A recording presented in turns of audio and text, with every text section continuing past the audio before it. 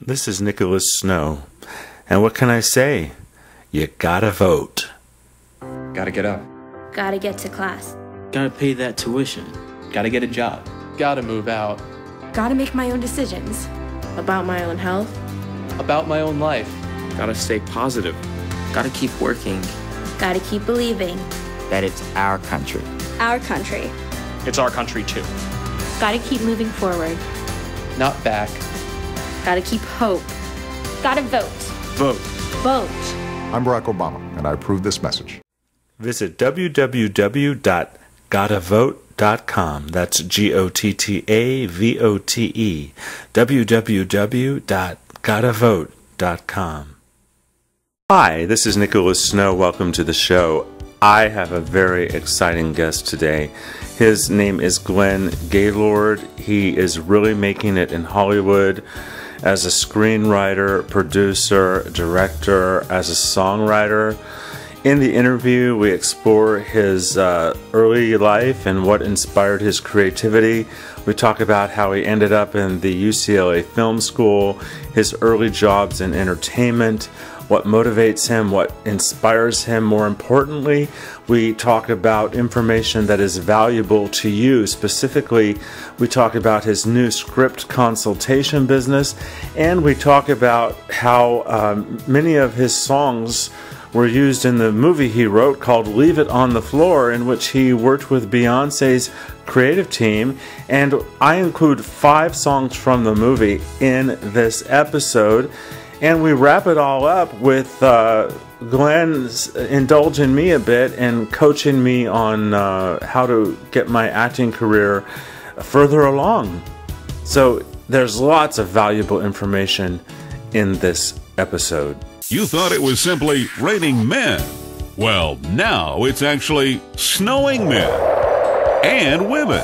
And transgender folks as well. Although this storm originated in Hollywood, it has simply become too powerful for Tinseltown to contain.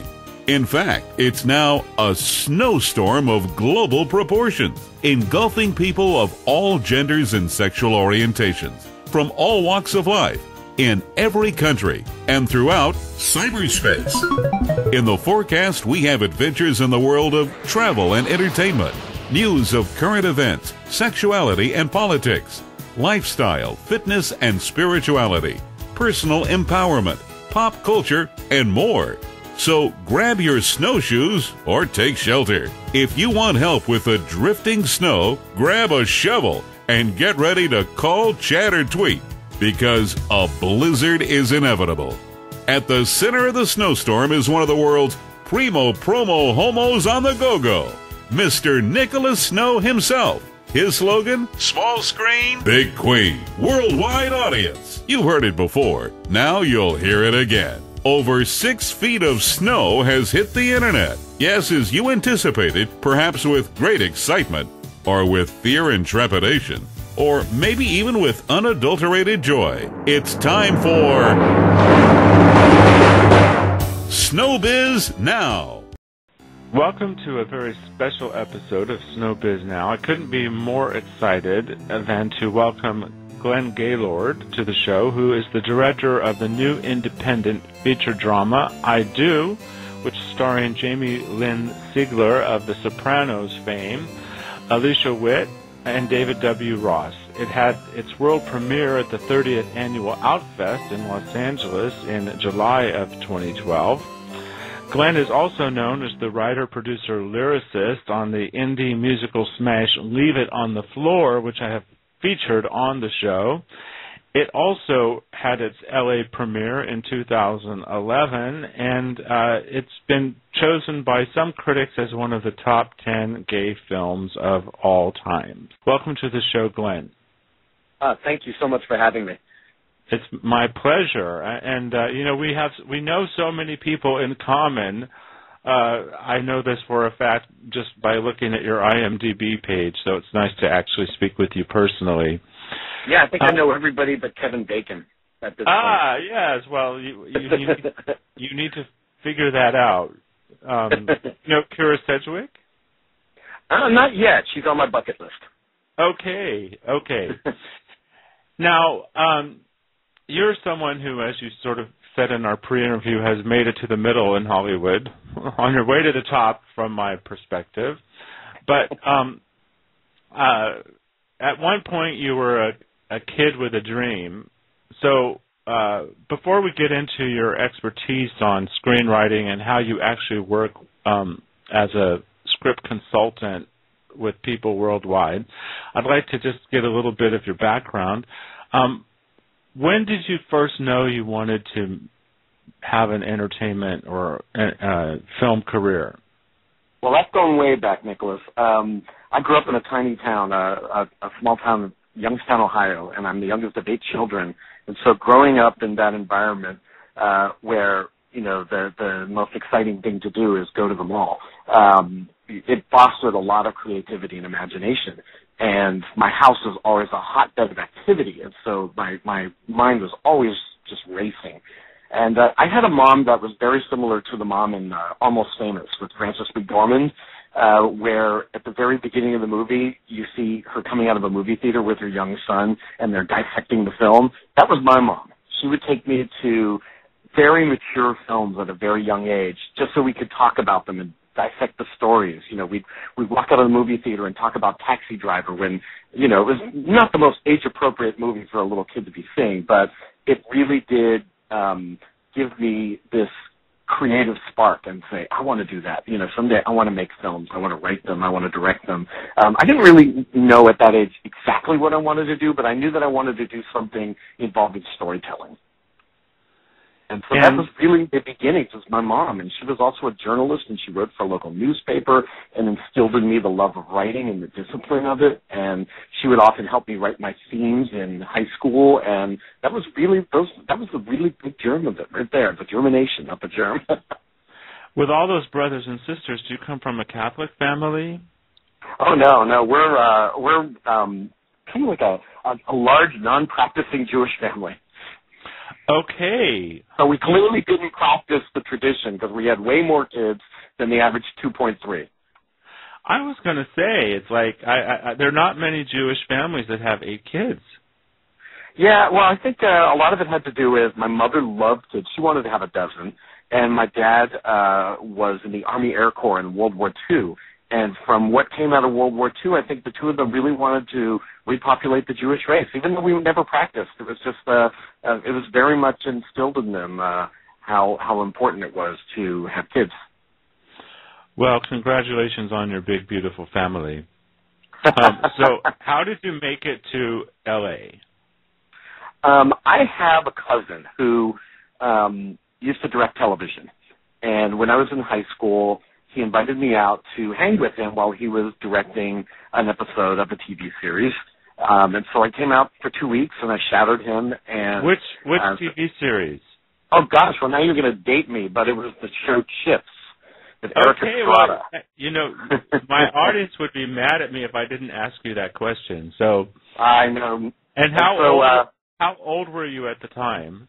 Well, now you're really asking me to do specific math, but I was in high school. Oh, you were in high school. Well, the reason I'm asking you is because I was wondering if you had the hots for Eric Estrada. Not after working around him, but he was definitely a bad boy, and not in a good way. But my cousin let me shadow him for a couple of weeks, and at this point, I really had a good sense that I wanted to go to film school somewhere. And UCLA and USC and NYU were at the top of my list.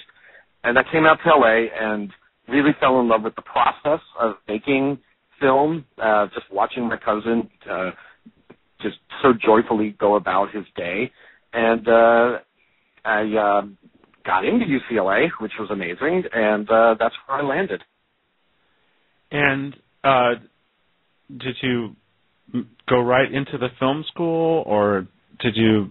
How did you figure out what to do after you got into UCLA? Yeah, UCLA film school is a big crapshoot because at the time you do not get in until your junior year in college, and so you basically spend your first 2 years taking all these prerequisites that may not help you in other majors if you don't get in, and you apply after you've fulfilled all of those requirements, and you sit there and you pray and you pray and you pray, And I was lucky enough to be one of the few who got in that year. And so it's a 2-year program for your junior and senior years. And when you say a few, do you happen to know approximately how many people applied that year and how many people got in? I don't, but I don't know how many applied. I'm sure it was quite a number because, I mean, it's a very popular film school for sure. And, you know, everybody moves out to California with a dream of that, you know, being involved in the film industry. But it was a very small class. I think we maybe had 75 people. Okay. Now, if I remember correctly, to complete UCLA Film School, you actually make a short film in your senior year? You know, you make it right away. You have to you make it immediately?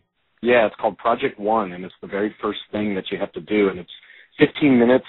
At the time, it was non-sync sound, which I'm sure doesn't exist anymore as a requirement, but basically what that means is you don't have any on-camera dialogue with people talking and their mouths moving, and so you have to figure out a way to visually capture your idea. And that was the first film out of the gate.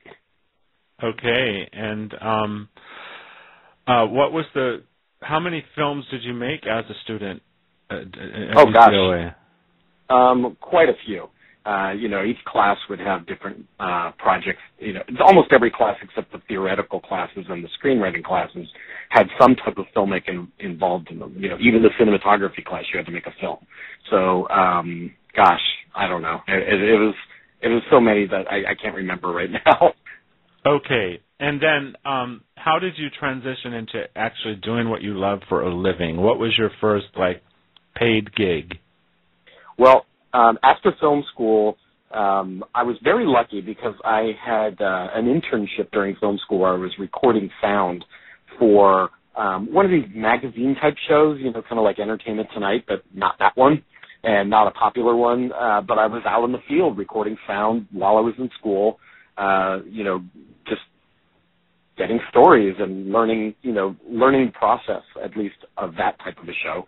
And so the day after I graduated, I literally got a job recording sound for a magazine-style show like that. And so I was very quickly on my way, and it was just because I had interned during college and made some connections that somebody wanted to hire me. And then my first movie job was as a production assistant on a movie that became legendary, which was Terms of Endearment. Wow. And, you know, you're not going to find that on my IMDb page. It was just like a very short-term gig during the post-production phase of the movie, you know, where I would have to, go get Deborah Winger some cheeseburgers, things like that. You know, nothing special, but it, you know, turned out to be a very memorable gig. Certainly. Well, I've worked as a production assistant on a couple films, and you never forget them. No. And it was one of those things where, wow, that's like one of my favorite movies, and I got to work on it. That was pretty special. I was a production assistant on the movie Made in Heaven by Alan Rudolph with Timothy Hutton and Kelly McGillis. Right, I've seen that film. I'm an Alan Rudolph fan. And another thing I have similar to your story is that I grew up in Flagstaff, Arizona, and I have my mother's first cousin. His name is Brian Frankish, and he has worked in the industry for a long time. And he was filming a commercial in Sedona, Arizona, and invited me to come and hang out on the set for a couple of days. So he made the industry real for me. Yeah, isn't it crazy? Like, you spend time on a set, and basically your big walkaway is don't trip on cables. Exactly, and you know, it's actually very boring to be on a set if you don't have something important to do. Right. Yeah, I always say if you're not the director, producer, or cinematographer, you're going to be really bored. Well, when we come back, I want to talk about your quite extensive resume, especially with some really big gay hits, and then I want to get into the world of screenwriting and learn how you help people. So I'm going to be back with Glenn right after this. How many times have you been on vacation with naked men swimming and sunbathing and very much enjoying one another's company? This is a common experience in Palm Springs, California, where one of the most popular gay men's clothing optional resorts is the Warm Sands Villas, conveniently located near the airport, restaurants, and nightlife. Guests may choose from a variety of room types and enjoy 24-hour access to the pool, hot tub, and roof deck with an unobstructed view of stunning mountains and the surrounding area. For more information, check out warmsandsvillas.com. To view a 20-minute documentary about the Warm Sands Villas, check out the videos at SnowbizNow.com. And now it's time to check in with Tony Marchese at Trio Restaurant, where Palm Springs eats. We have guests that come here every week and just sit at the bar because they meet new people all the time. Every week someone tells us they met someone new at Trio and then they come back with them the next week after. So that's the kind of place you want to be. Is when you feel at home, you're happy. Mark and I are from the Midwest, so when we opened Trio, we wanted to bring that Midwest feeling here to California. Our pot roast is a #1 seller. Our soul is unbelievable. So we're affordable. We have a great staff. You're always welcome. For a video all about Trio, go to SnowbizNow.com and click on the video tab in the sub-menu, or check out TrioPalmSprings.com. Join Desert AIDS Project for our biggest walk ever, the 25th Anniversary Palm Springs AIDS Walk, presented by the Agua Caliente Band of Cahuilla Indians. This year we are honored as the recipient of the inaugural Spirit of Stonewall Advocate of the Year Award. Register online today at desertaidsproject.org and walk away with a cool Keith Haring-inspired t-shirt. The 2012 Palm Springs AIDS Walk kicks off Sunday, November 4th. Registration opens at 7:30 a.m. Come out and walk, show DAP the love.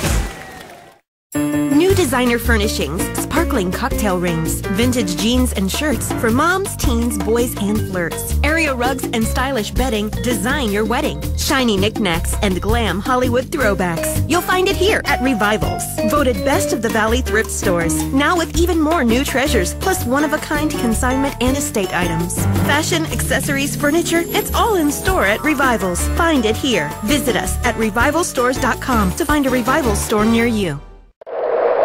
You're listening to Snowbiz Now with Nicholas Snow. Small screen, big queen, worldwide audience. It's not radio, it's Gadio. I am so excited because now, just by being a listener of Snowbiz Now, you get to save money at some of the best establishments around the world. For coupons and special offers exclusively for Snowbiz Now listeners, go to snowbiznow.com and click on the Coupons Special Offers tab in the main menu. You'll be glad you did. If you would like to make a special offer to Snowbiz Now listeners, get in touch with me. To do that, go to snowbiznow.com and click on the contact link in the submenu. I am so excited! Did I sound like Oprah? And I'm back with Glenn Gaylord, who's telling us about his adventures in Hollywood. You know, if anybody goes to your IMDb page, there's so much information. By the way, for our listeners, Glenn is spelled Glenn. Glenn Gaylord. And by the way, I love how you say my name. You punch every syllable. It just kind of cracks me up. Well, that's, you know, I'm in radio, so what can I say? And also, I'm secretly... Gaylord, I love it. Yes, I'm secretly auditioning for you. You'll never forget me, and I'm the first person you're going to think of when you're casting your next movie. So, tell me about your first movie that you somehow, I guess the first movie that you wrote, or the first movie or TV show that you wrote professionally that got produced.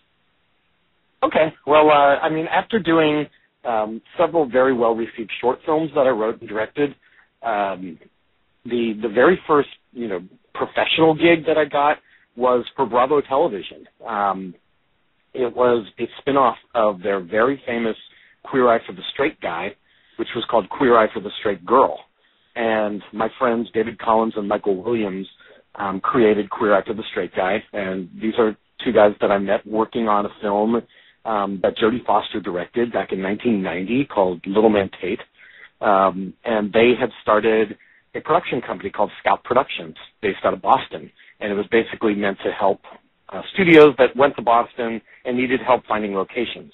But then they started branching out and making their own independent films, and then they started doing documentaries and looked into television. And these are guys that would come out to L.A. and stay on my couch when they were pitching shows, and they showed me this pitch packet for a show called Queer Eye to the Straight Guy, and I said, oh my gosh, this is amazing. A year later, you know, they didn't need to sleep on my couch anymore.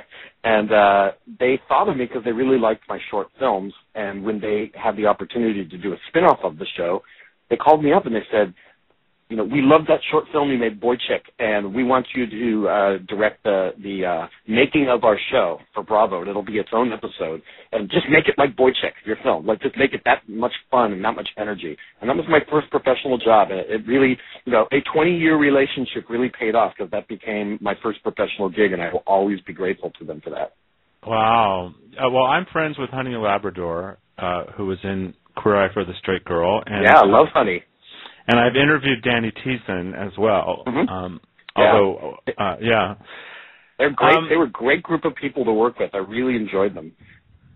I wish that more had happened with that show, but, you know, I'm sure. I always said that Bravo is a gay network and that there really wasn't a need for Logo. Although I'm sure you're glad Logo came around because you worked for them as well, right?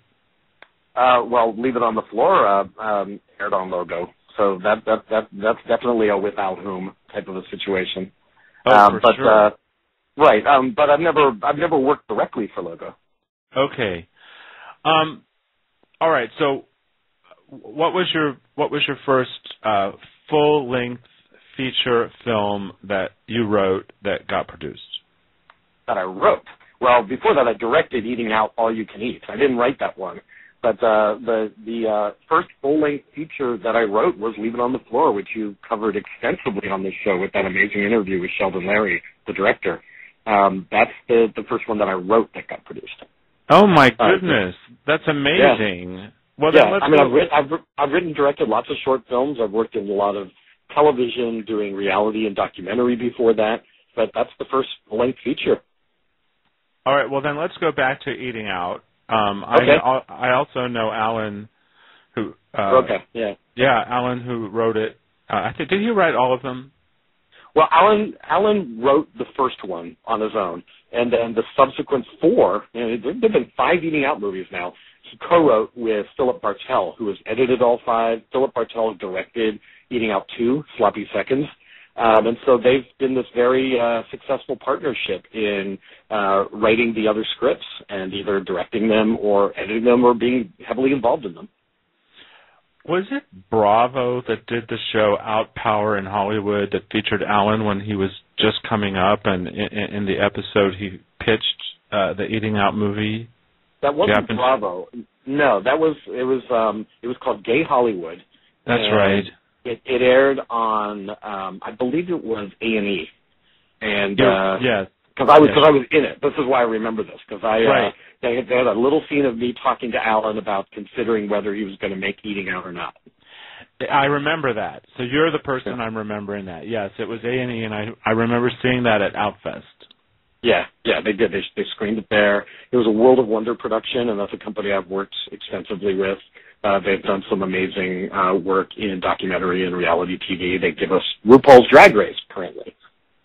Well, yes, and those gentlemen actually didn't they direct RuPaul's breakout video, Supermodel?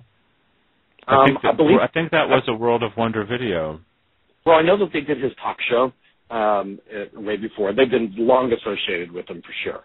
And, they're also famous for their feature documentaries on Tammy Faye Baker, et cetera. Just, they did the Chaz Bono documentary. They've been really great in giving voice to people who would not normally be the center of a film. Well, and they deserve all the success they're getting.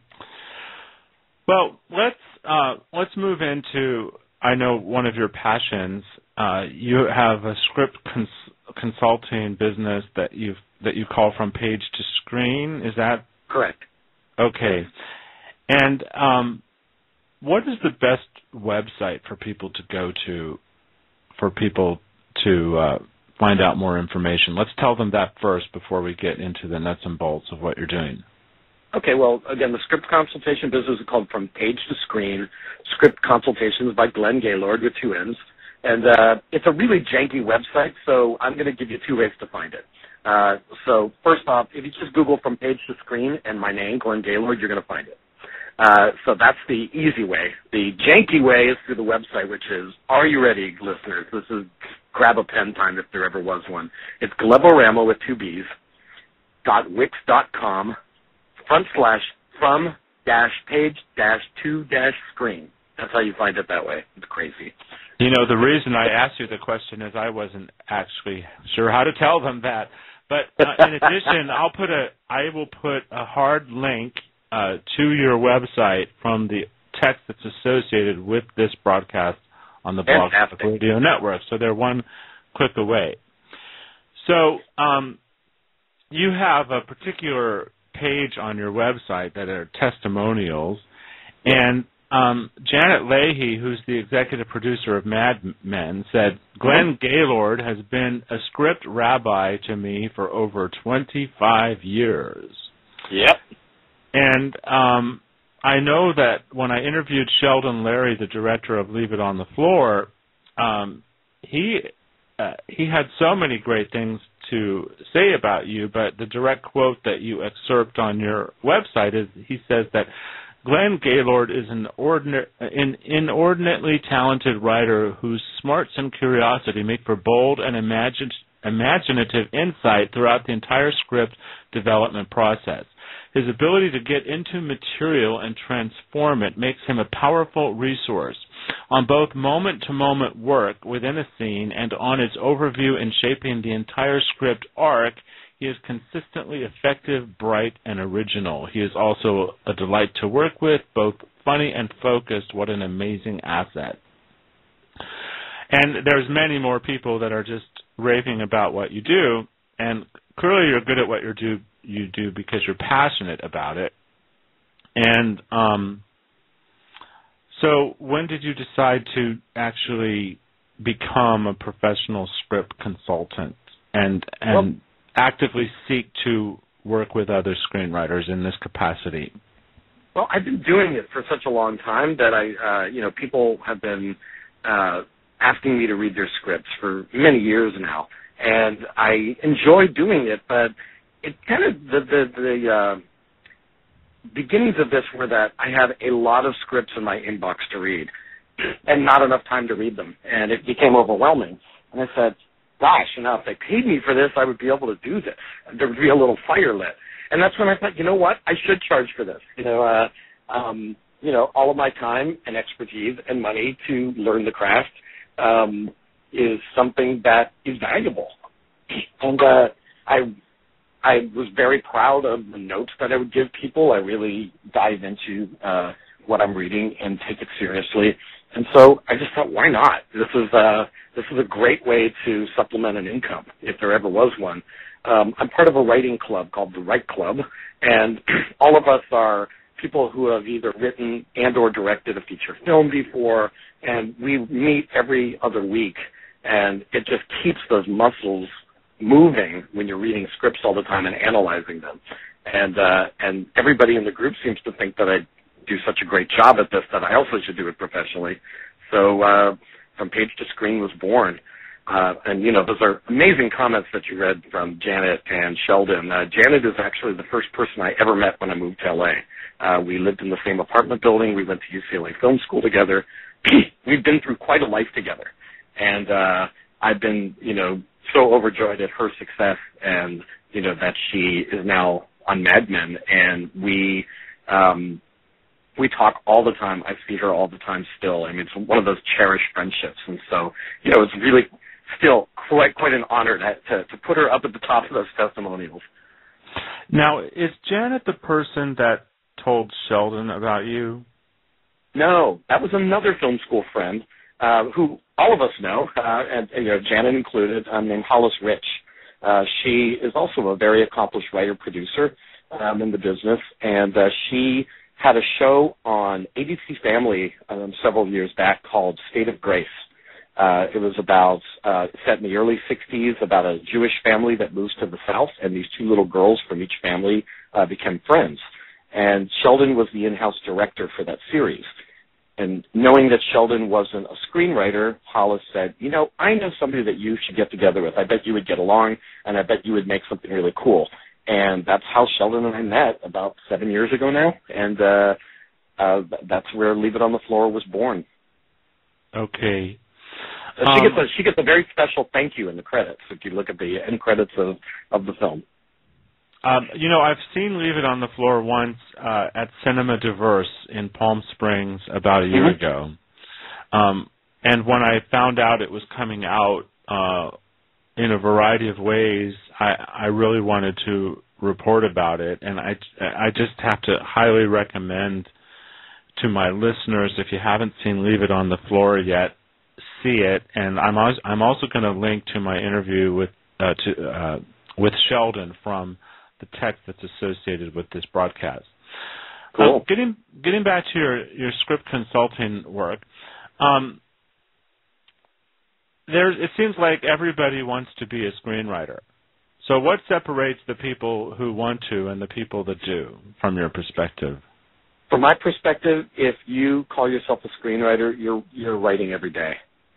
You put it in your calendar. You schedule it. You write something every day. It doesn't even have to be that script. I always say just do something to keep those muscles working. It's like otherwise they atrophy.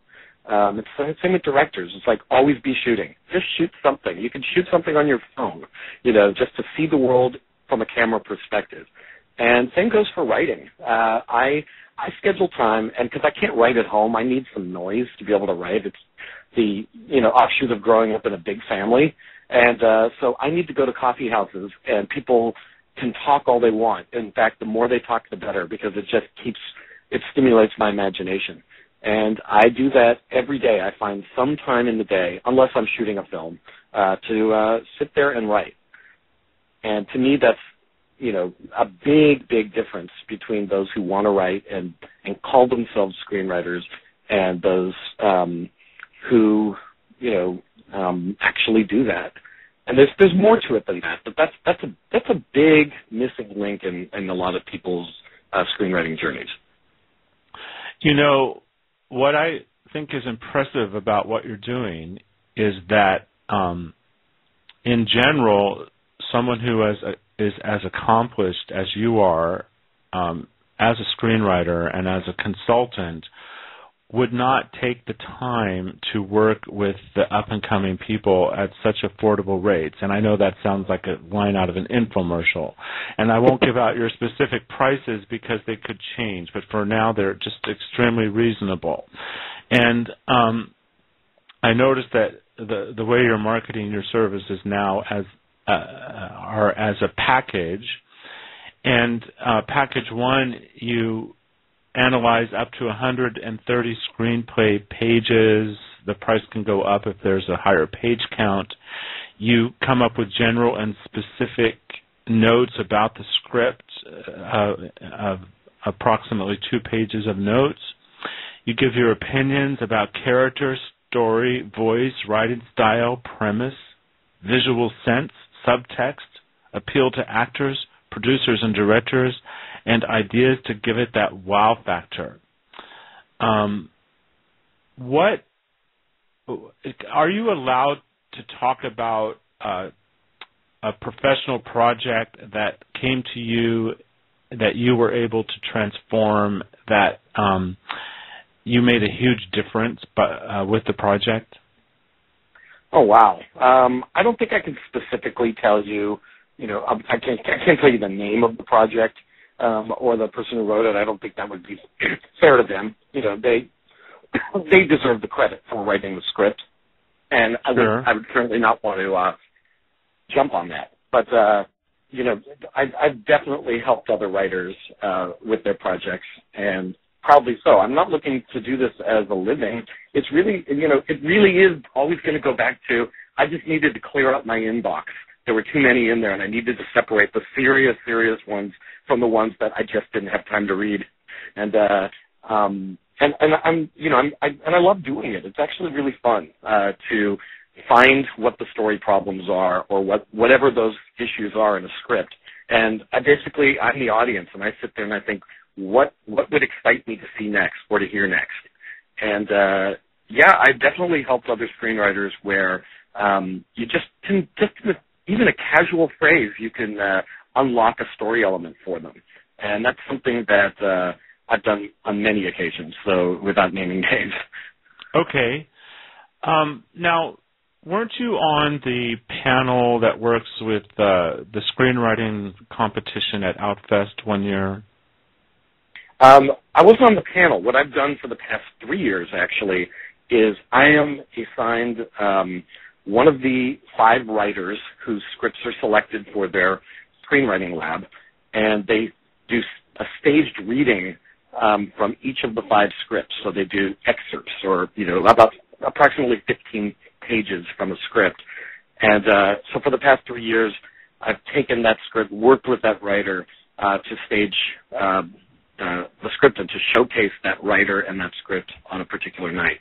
And it's just a blast to do. It's another way to for a writer to experience what it's like for somebody else to direct their work, which is, going to happen if you're going to be a working screenwriter. What do you enjoy most about being a writer? It's kind of funny, but I like the solitude of it because when I'm directing, it's chaotic. And that's fun, and you miss it when you're sitting in a cafe and you want a little bit of that, crazy circus mentality going.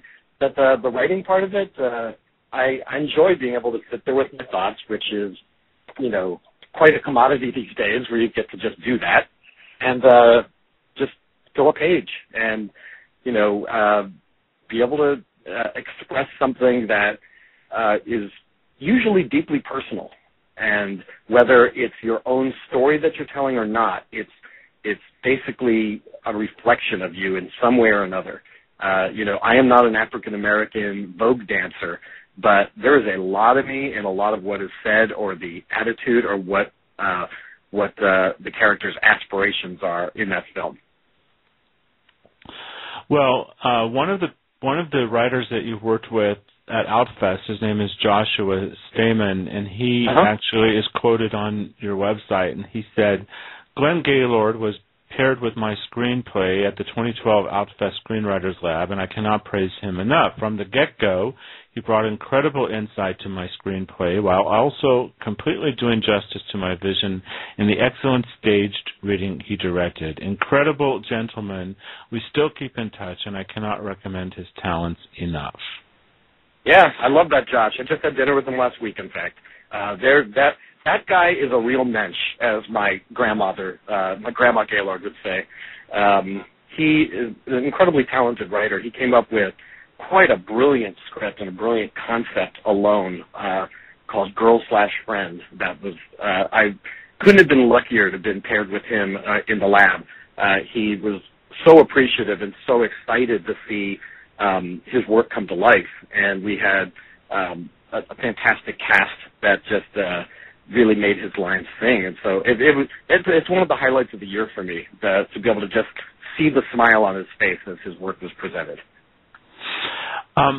I want to take a break, and when we come back, I want to talk about many of the movies you've worked on. But before I do that, is there anything else you want to say about what you're doing as a script consultant that we haven't talked about yet?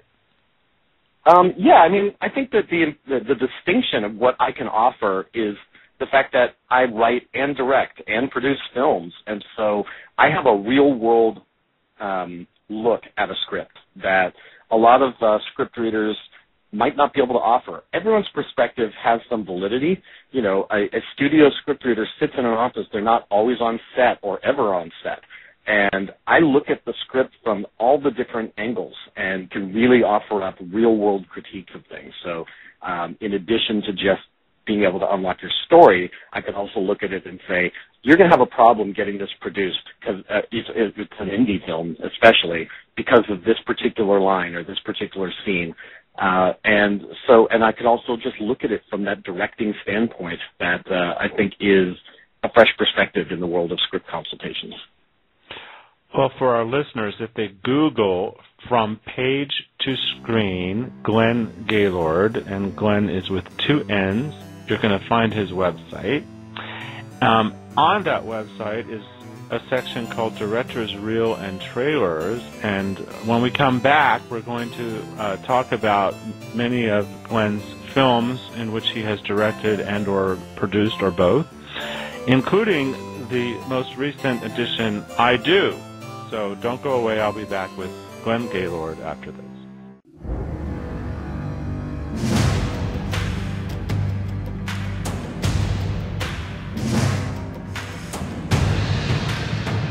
Are you captivated and wondering just what is next? Well, you should be. The score you're listening to is by award-winning producer, arranger, composer, and musician, Bruno Brugnano. Bruno has recorded and performed with leading musicians worldwide and has produced over 100 albums. Leading and respected directors and producers from throughout the world have entrusted Bruno to compose riveting and compelling scores for their film and television projects. For more information, visit www.brugnanobruno.webs.com.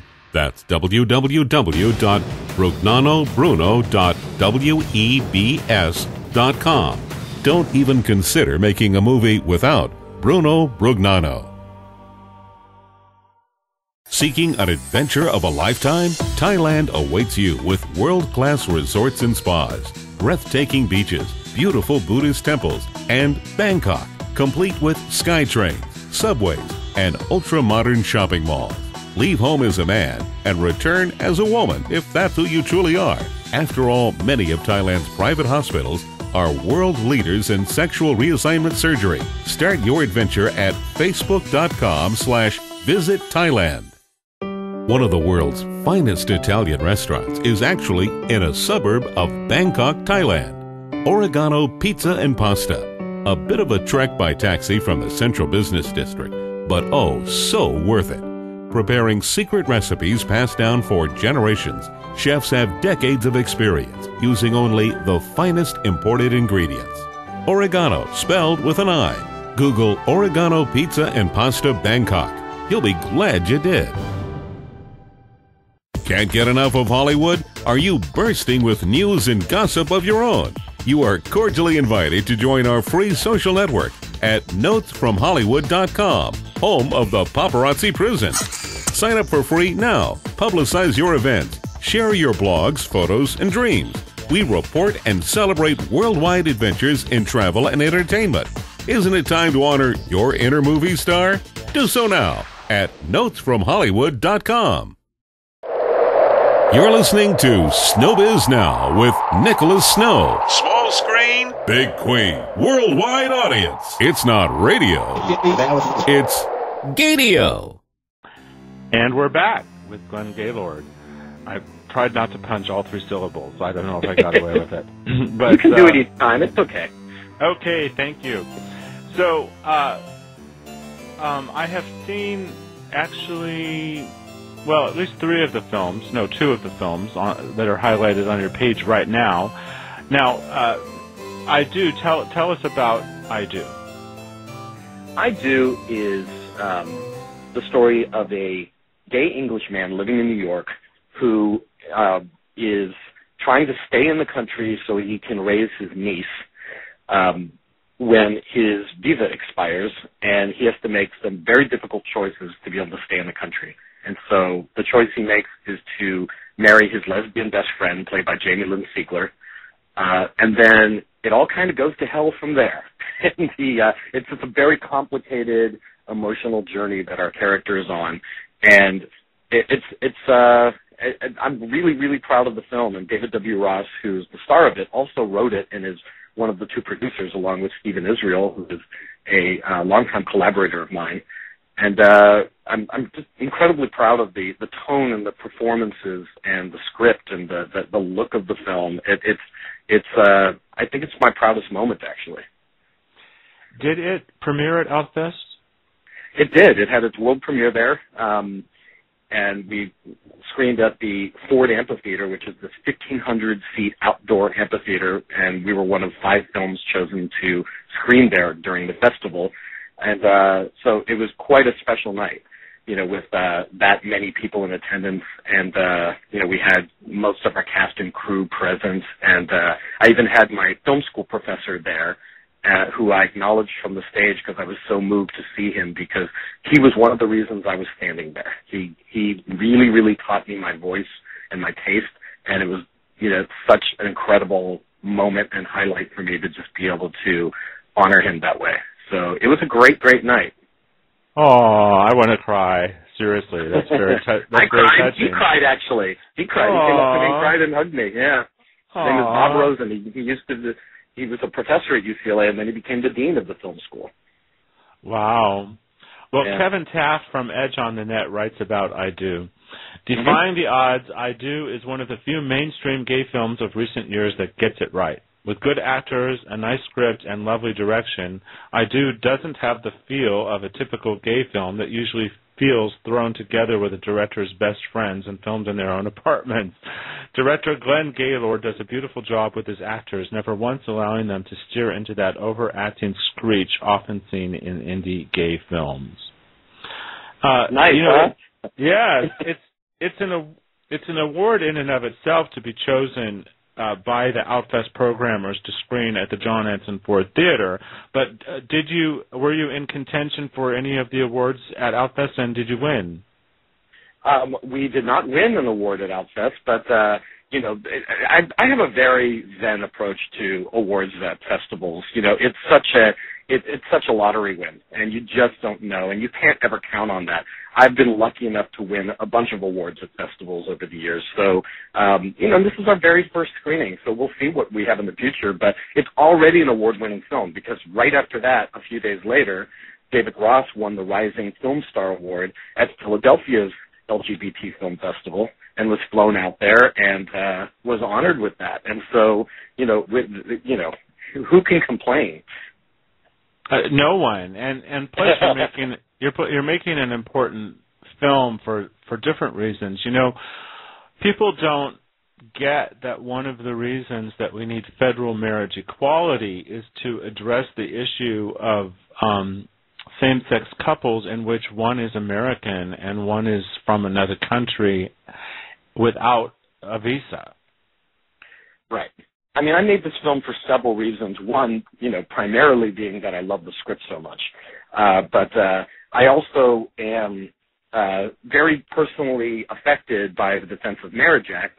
I have a stepsister who married her wife in California during the period of time where it was legal, that short window. Her wife is an Israeli citizen, not a U.S. citizen. So marrying her did not grant her wife citizenship in the United States. And they have a son, and they had careers in California, and they had to move back to Israel, and it wasn't their choice. And so, a family, part of my family has been moved around the world because of this incredibly misguided Defense of Marriage Act. Oh my goodness! I had no idea you would have such a personal response to my statement. Yeah, I mean, this is why I was so passionate about doing the film I Do. It really spoke to me on that level. And I think that's why David Ross and Stephen Israel really wanted me to direct it, because they knew I had such a personal connection to the material. And, that doesn't hurt when you're making a film, having that type of connection. What is the state of marriage equality in Israel? Where are they along that line? Well, I don't really know the exact laws over there, but they, my stepsister actually served in the Israeli army and lived over in Israel, so she has dual citizenship.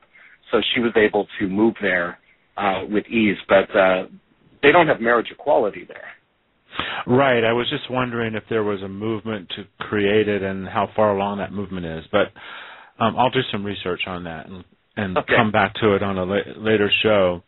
Right. But then another reason I just wanted to add to why I made I Do, and it really it's very much piggybacking on what Kevin Taft said in his review, is that we didn't want to make a film with a gay subject matter that read like every gay movie that a lot of people have seen. We were very, very specific about that. We wanted to make a film that just felt human, that didn't have a shot in it that looked like it was cheap or didn't have depth to it. And the cinematographer, David Gill, and I, we sat down and we made a list of shots that we didn't want to roll the camera on, because we had a very specific look in mind for this film, and we made the film that we wanted to make, which is not something everybody gets to say. Tell me how you came to cast Jamie-Lynn Sigler and the movie in general. Okay. Well, first we had two wonderful casting directors, Elizabeth Shoei and Katie Peel, and Katie and I had actually worked together on Eating Out All You Can Eat. And she's a wonderful casting director, and she now has partnered up with Elizabeth. And so they came on board fairly early, and we had intense discussions about casting and wish lists, et cetera. And, you know, these are casting directors that they're kind of that dream where they just know every single actor reference you could throw at them. And I love that, because I'm the total movie encyclopedia. I'm such a nerd about that I know about actors whose performances I've never even seen before but just heard about. And so we just started making list after list after list.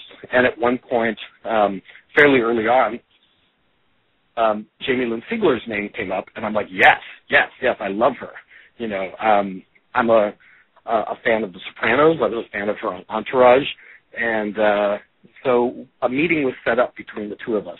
And when you're an actor of Jamie-Lynn Sigler's caliber, she auditions you, not the other way around. And so right. She wants to feel comfortable and make sure that this is a project that she wants to make, that it's a director she knows she's going to trust, et cetera. So we actually met via Skype.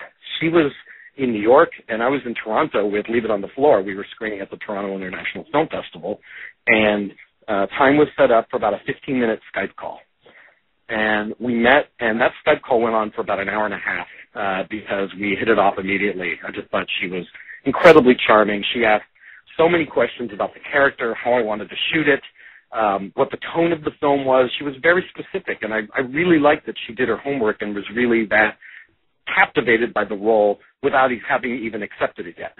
And I was told that we would talk and that we would hang up and that she would make a decision, discuss it with her team, her management, her agency, and let us know. Well, early, somewhere in the call, I basically said, when we were discussing tone, I said, if you think that this is one of those hey girl type of gay movies, I said, this isn't the movie for you, because that's not what we're making here. We're not making a campy film. And at that point, she just went, you know what, I'm in. And I said, you don't need to discuss with anyone? She goes, no, I'm in. I'm really comfortable with this. I really am excited to do it.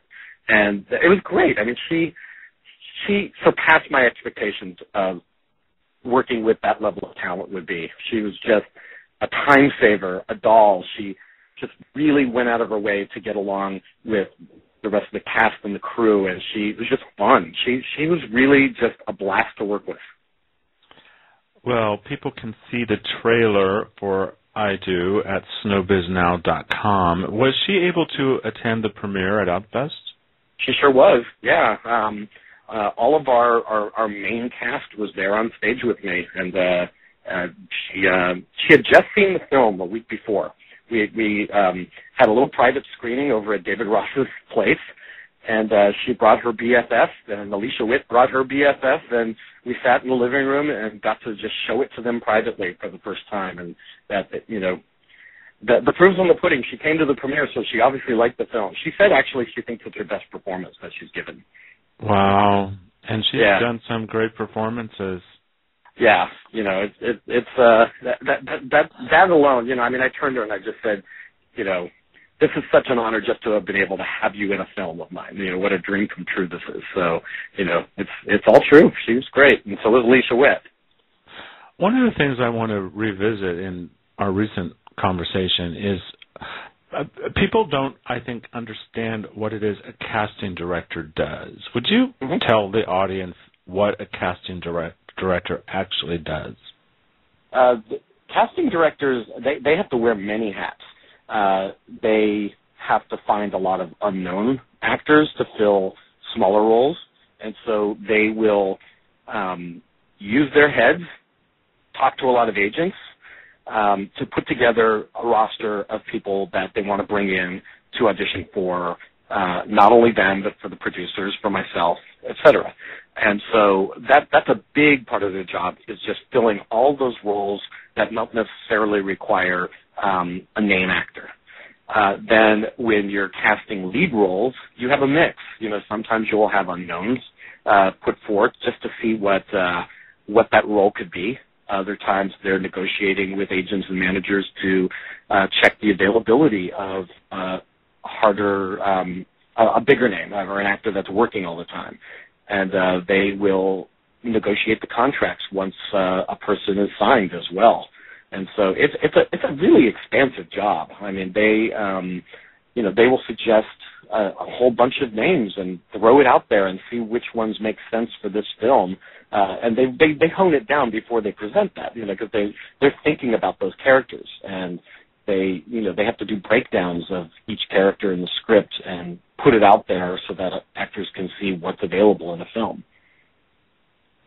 And then they run the casting sessions, which is, that's like commanding an army in and of itself. There's tons of people waiting. You have to keep it on time, etc. I personally I've acted, so I know more about the answer than your average person, but I wanted our audience to know a bit more. Now, even though I have a 3-hour episode of my show that already exists about Leave It on the Floor, we haven't discussed it really in this show, and it's a movie that will remain available forever, thank goodness. And I'd love for you to tell our audience about the film and how you became involved in it, and just your take on the journey of Leave It on the Floor. Okay, well, Leave It on the Floor began 20 years ago for Sheldon Larry. He's always wanted to make a narrative feature that was based in the world of the famous documentary Paris is Burning. But it began for me about 7 years ago, as I said, when Hollis Rich put Sheldon and I together. And it was something that I was immediately drawn to when Sheldon took me to my first ball. I wasn't all that drawn to it at the beginning. I just thought Sheldon was crazy for wanting me to write this. I said, can't you get an African-American who's part of the ball scene? I'm sure there's a screenwriter in that bunch somewhere that's talented. And he said, no, I really like your voice. I really like your writing. I do think you're the right person for this. And it took a lot of convincing. But when I went to my first ball, that convinced me. I just thought, now I get it. This is the life that's going on inside the heads of these people is right there in these balls, and that in and of itself lends itself to a musical. Because musicals, the songs that people sing in musicals, are all about what's inside their heads usually. And it expresses things that you can't express with dialogue. And so I saw it right then and there. And I went, now I know what these people want me to sing about. They are superstars when they're on that runway, yet their daily lives are nothing like that at all. They're struggles, they're runaways, they're throwaways, etc. And that really, really hit me hard. I just thought, first of all, what an untold story this is of a community who struggles so much yet has so much talent. And so I was in all the way from that point on. People who want to find out more can go to ballmusical.com. And I just want to read the official synopsis from that site. It says, Leave It on the Floor tells the story of Brad, our hero, who is thrown out of his dysfunctional home by his mother, Deandra. He steals his mother's car and travels into Los Angeles, where through a chance encounter, Brad, a little like Alice in Wonderland, stumbles into a noisy, raucous, chaotic event and meets the ragtag members of the struggling House of Eminence. Initially only looking for a place to sleep and perhaps someone to sleep with, Brad ends up engaging with the colorful members of the house, led by the indomitable house mother, Queef Latina, herself an aging ball legend and the fierce protectress of her family. Laughter, tears, sex sirens, and butch queens up in pumps ensue, and remarkably, Brad ends up finding an extraordinary home and loving, caring family in this, the strangest of places. One of the things that I want the listeners to know is that Beyonce's creative team jumped on board with this.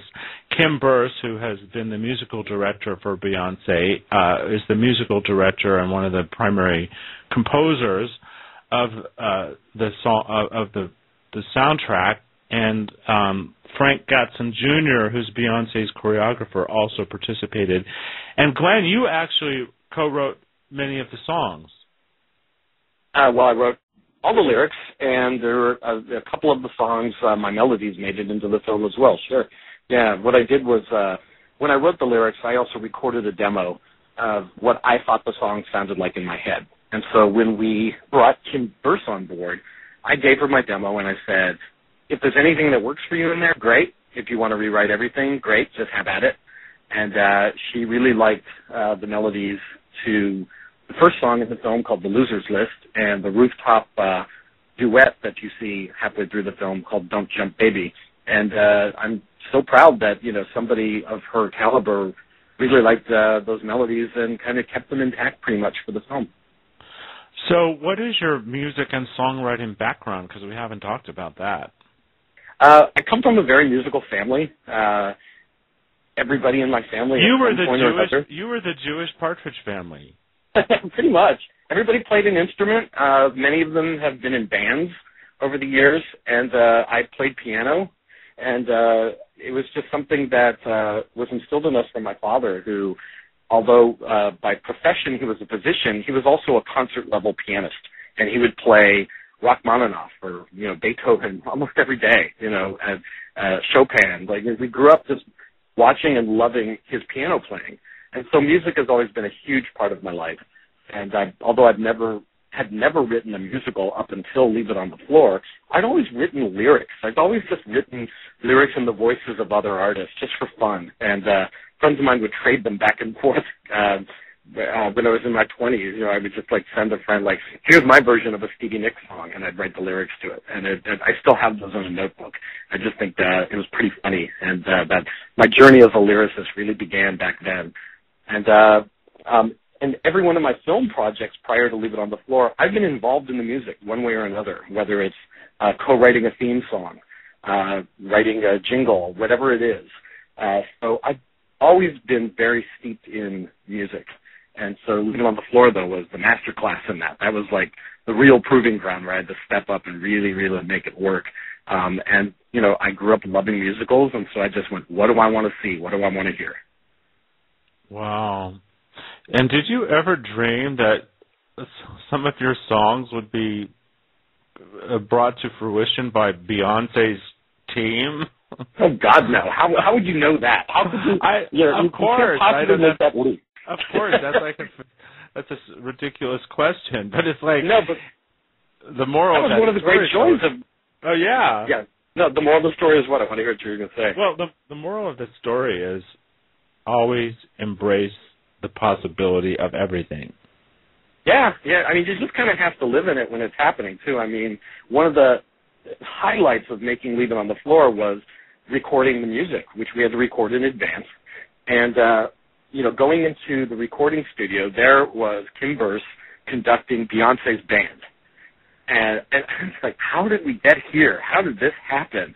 I'm looking at these people, and there's the guitarist, Bebe McGill, who, if you've ever watched any of Beyonce's videos, you would recognize her right away. She's got a big afro, and she's got lots of tattoos, and she's a kick-ass guitar player. And there she is playing a melody that I wrote, and it was unreal. I was like, oh my God, you're famous. I know you, and it was so much fun. And to watch the joy on Kimberly Burse's face as she's bringing this to life I just went, wow, I made this sitting in a coffee house, and here we are. At one point in my epic interview, as you said, with Sheldon, he told a similar story, and I said, that must have been surreal for you. And I think he said back to me, every day was surreal working on that movie. It's true. I mean, he turned to me when we were making the Bowling Alley musical number, the title of which I don't think I can share on your site or on your cast. You can say it because I'll just mark this as mature, so you can say it. Can I get a beat, please? So we're recording the Knock the Motherfuckers Down scene in the bowling alley, which is a song title that's very close to my heart. And people are dancing in a bowling alley for 3 nights straight, and Sheldon turned to me and he goes, did you ever imagine that we'd be here when you were writing this? That we'd actually be taking over a bowling alley for 10 minutes? There's no way I could have ever thought that this would actually actually be, you know, a day that would happen. You know, it was great.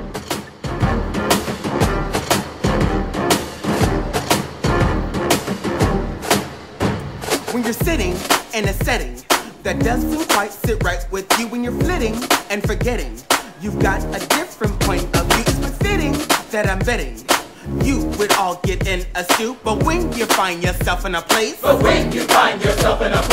not exactly a perfect space, you simply do a quick about face and knock the motherfuckers down.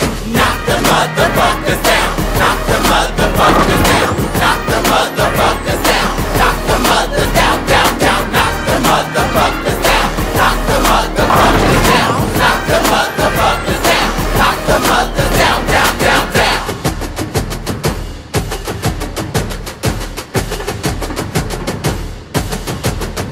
If you're dejected, it's expected. You will cry a little while, but when affected, I've detected. You must force a smile to stay connected and respected, and retain your sense of style. It's best to take a breath of fresh air. It's best to take a breath of fresh air. And hold yourself with flash and flare. And hold yourself with flash and flare. Add a heat of devil may care and knock the motherfuckers down. Knock the motherfuckers down. Knock the motherfuckers down. Knock the motherfuckers down. Knock the mother down, down, down, down. Get down, get down, get down, down, down, down. Get down, get down, get down, down, down, down. Feast your eyes upon the man over there. Too much product in his hair. And his please look at me wife. It's a low-rise butt crack life, honey. How about the girl with the hoops? In capri pants with droops? No ma'am. Take a gander at the homie with his thugs. On their cellies, moving drugs. They cut faggots like us for $1. It's enough to make you wanna holler. Now close your eyes for me. Imagine the possibility. If you look less carefully, then I guarantee you'll see an adoring audience for free. If you wanna be sex siren of this town, oil that body up and pull your pants way down.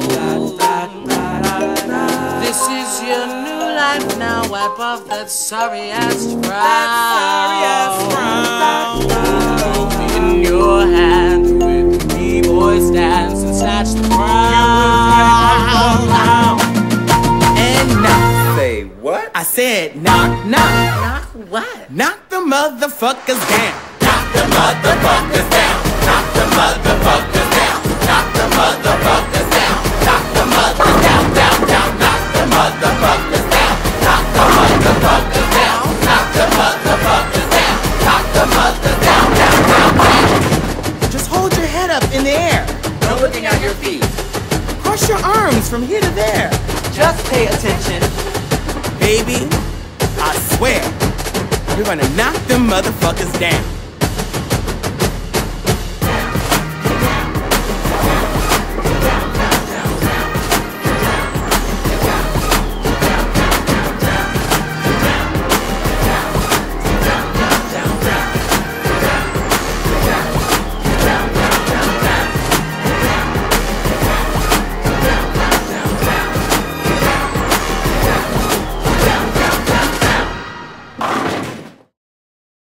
You know, each musical number in this film had either a prior musical inspiration, whether it feels so far afield of that or not. And Knock the Motherfuckers Down was my version of Consider Yourself from Oliver, which is welcoming our hero into the family. And, but in a much, much more nastier way than you ever saw back then in the Dickens orphan classic. Okay. And so it was one of those inspirations where I thought we need a scene where our house is practicing their moves for an upcoming ball, and where better than to have that kind of a meeting than in a bowling alley where the lanes act as runways. And that's the the origins of that number. And then once I was in a bowling alley and I wanted to sort of nasty it up a little bit, I just thought about knocking down pins, and it just turned into this sort of rebel cry. Okay. Ballroom Bliss. Ballroom Bliss. Well, if you're a fan of 70s music, you may recall a song by a band called The Sweet that was called Ballroom Blitz with a Z. And if you don't listen to it, it's an amazing, crazy song. And so I kind of jumped off of that, at least for the inspiration, and just thought, what's a way to introduce the ball scene early on in the film to everybody at a ball by giving everybody what all the terms are, what all the categories are. Just throw it all out there in a big, huge batch of crazy, and that's where that song came from. Old way, new way, runway queens, male, female, and in-betweens. Get your tins, you label whores. Drop me, chop me, perfect scores. Suitcase, women's face, bitches up in pumps. Sex siren, Lordy Byron gives me goosebumps. But if there's one thing you can't dismiss, it's the ballroom bliss. Banji boys, designers delight. Shade and snatch with all your might. Work it, feel it, mop it, peel it. Make your statement, don't conceal it. Serve it, turn it, then reveal it. Bring it, butch queens up and drag. You go zig while I go zag. Seal it with a chocolate kiss. It's the ballroom bliss.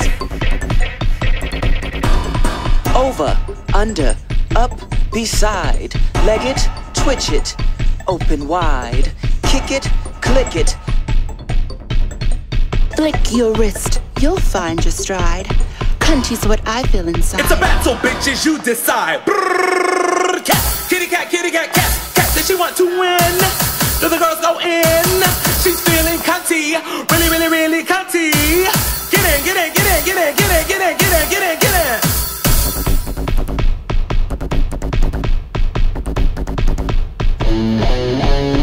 Maybe I'll win if I just persist. Maybe I'll get a slap on the wrist. Once you've been fucked, you can never get kissed. Work it, feel it, mop it, peel it, serve it, turn it, then reveal it. It's just another check on my losers list. Ballroom bliss, the losers list. Ballroom bliss, on the losers list. Ballroom bliss, the losers list. Ballroom bliss. Justin's going to call. Well, that seems to be the favorite for so many people, and it's one of my favorites as well, because we have this character named Princess in the movie who aspires to be a choreographer. So outside of the ball scene, he wants to choreograph music videos and really be known for that. And so while I was writing that, I just kept thinking, wow, wouldn't it be really cool if Justin Timberlake finally stopped acting for a little bit and recorded another album? Wouldn't that be great to watch his music videos? We love watching that stuff. He's awesome, and I thought, wow, wouldn't it be, that makes sense as the inspiration for one of these characters, because in my research, talking to a lot of the ball kids, I would ask them, who do you think is sexy? Who do you love? What magazines did you read? I would just do lots of questions to them, and Justin Timberlake kept coming up over and over again. And so I thought, all right, they want Justin Timberlake to swoop down out of the heavens and save them from their very tough lives. And so it's steeped in something very heartfelt, and yet is such a joyous number. Now see, Justin is everything. I love his butt, his clutch, his lips, his hips. Just wait till he sees all of this. I know he can't resist. Nothing will be sweeter at all. You watch, my life will change the very second Justin calls. Look at how I roll. I got your attention, in complete control, and I ain't afraid to mention. Take a tip from me, the words from above. This is my decree, and it fits me like a glove. 'Cause I pray to St. Peter, I pray to St. Paul. I may not rule the world, but Justin's gonna call. 'Cause I pray to St. Peter, I pray to St. Paul. I may not rule the world, but Justin's gonna call. Justin's gonna call, yeah. He's gonna call. He'll ring, he'll text, he'll bust right through the wall. Justin's gonna call, yeah. He's gonna call. Don't look perplexed. Justin's gonna call. Justin's gonna call. Get up, prepare. Wait a minute. Let me fix my hair. Justin's gonna call. Just you wait and see. Fix your face, girl. Don't be mad at me. 'Cause I pray to St. Peter, I pray to St. Paul. I may not rule the world, but Justin's gonna call. 'Cause I pray to St. Peter, I pray to St. Paul. I may not rule the world, but Justin's gonna call. Justin's gonna call, yeah. He's gonna call. He'll ring, he'll text, he'll bust right through the wall. Justin's gonna call, yeah. He's gonna call. Don't look perplexed. Justin's gonna Now get call. this, 7 nights a week, when I think about all my men's, Loris Kojo gets me wet. Shamar Moore weakens my defenses, and a hot DL thug boy just gives me a good old cleanse. But nothing will prepare me at all, for the way I'm gonna feel when Justin calls. And when he do, it's true you'll view my big debut. I'm sure as shit, I feel it in my slit. My sexy bunny filled with money. Justin's gonna call. Justin's gonna call, yeah. He's gonna call. He'll ring, he'll text, he'll bust right through the wall. Justin's gonna call, yeah. He's gonna call. Don't look perplexed. Justin's gonna call. Hey. Justin's gonna call. Justin's gonna call. Hey. Justin's gonna call. Justin's gonna call.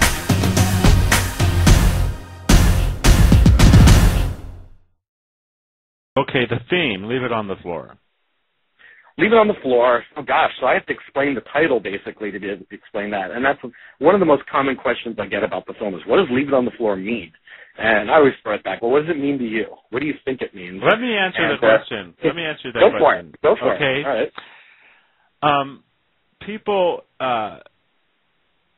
People in the ball scene have these immense challenges, and getting in touch with the creative expression and the self-acceptance and the fierce courage it takes to participate in the ball scene allows them to, in the process of doing that, leave their problems there. Sure. That's my take on it. Which is very much like the scene from Cabaret, which is the MC is saying, leave all of your troubles outside, right? And so yeah, that's one interpretation of it. That's so what's valid. your interpretation? Well, there is no right or wrong answer here. So everybody is allowed their interpretation, and that's certainly a valid one that you have.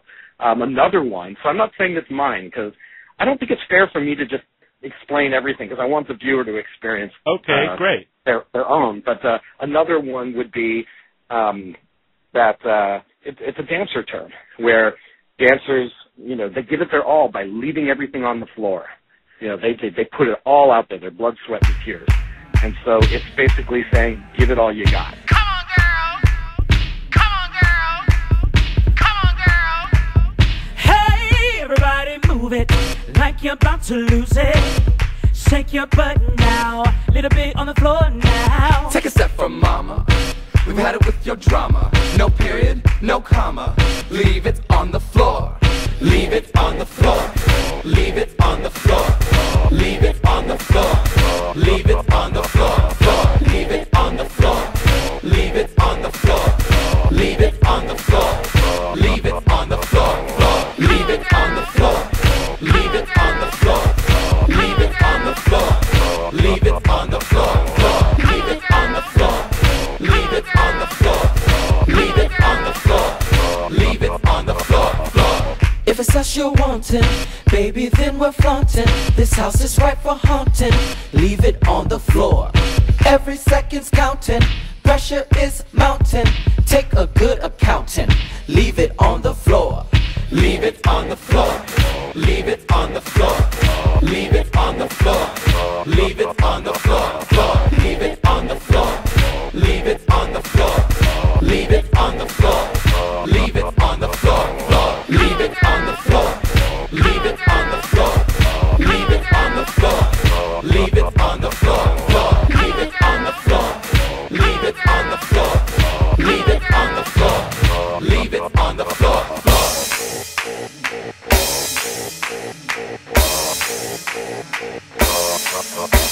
Leave it on the floor, and we'll mop it up. Leave it on the floor, fill a loving cup. Leave it on the floor, and it's gonna be. Leave it on the floor, all eyes on me. I am recommending no more condescending, no rules left for bending. Leave it on the floor. Leave it on the floor. Leave it on the ground. Leave it on the floor. Leave it all around. Leave it on the floor. Your heart will pound. Leave it on the floor. What's lost is now found.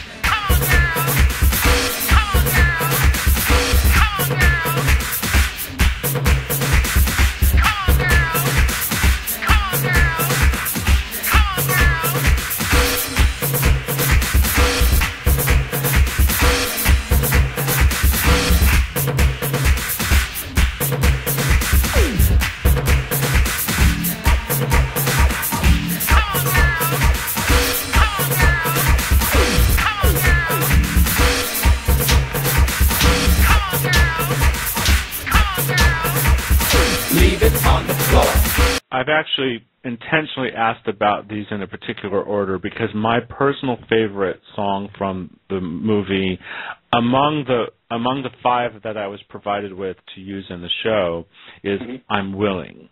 I love it. So tell me about that song. Well, that's it's my favorite scene in the film. First of all, I think Sheldon directed it incredibly, and it was not just for me my favorite scene, but I wouldn't necessarily have directed it that way, which is a real testament to Sheldon's talent, not mine. In other words, he showed me something that I wasn't even sure was there in the material, and that's like the happiest director-screenwriter collaboration you can wish for, you know. And so it came about because we needed a song for Queef Latina, and I knew that that character, who's the house mother, who's brilliantly played by Miss Barbecue, needed to be the belter in the group, needed to have those big Dream Girls-like songs, like "And I'm Telling You I'm Not Going." And so we knew that going in, that was going to be our big belter number. And so I'm Willing came about because I thought, here's this brash, fast-talking house mother who, like every human being on earth, has their vulnerable side.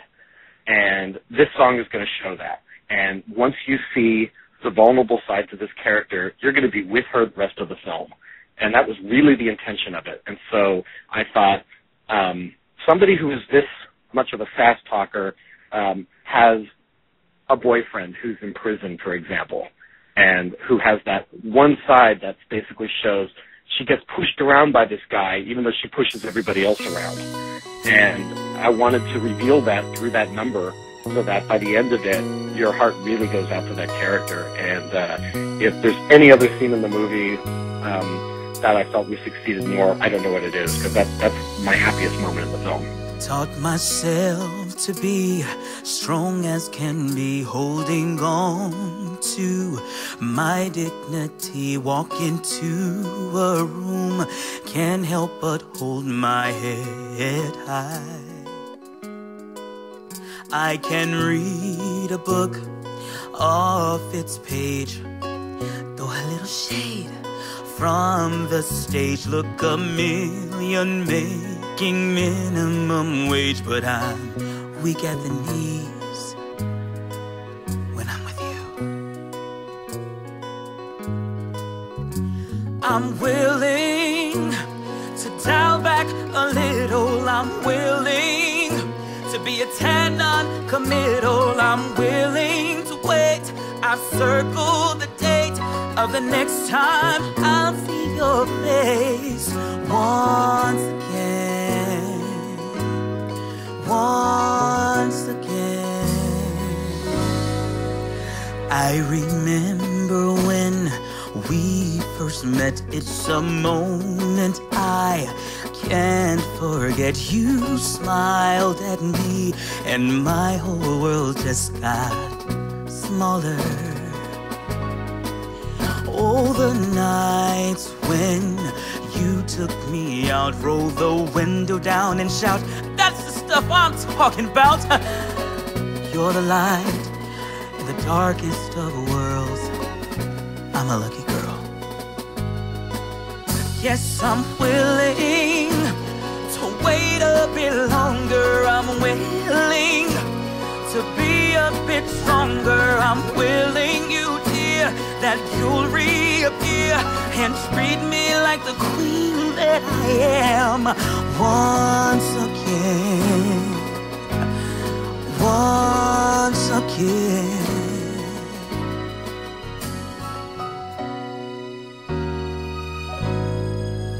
Every time I take a look in your eyes, just a little part of me dies. It's a thought that I can't disguise, but I keep coming back here for more. Tell me, honey, when you look into my face, is there something else in its place other than a smile filled with grace? It enrages you when it should be engaging you.